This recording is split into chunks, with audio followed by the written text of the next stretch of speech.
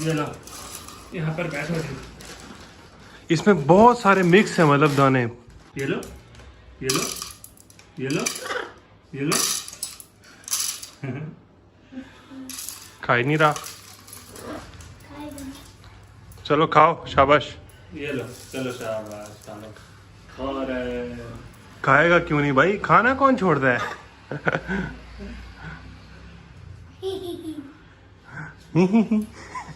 हाँ भाई, कैसा है, अच्छा है खाना? रिलैक्स हो गया अब तो, अब है ना, खाने लग गया, इसका मतलब रिलैक्स है। डर क्यों रहे हो? फुल कर देते हैं, फुल कर देते हैं। हाँ, ज्यादा भी नहीं देना होता। अपनी मर्जी से खाता रहेगा जितना खाना होगा। ठीक है ठीक है। बस आधा किया है, चलो फुल नहीं किया।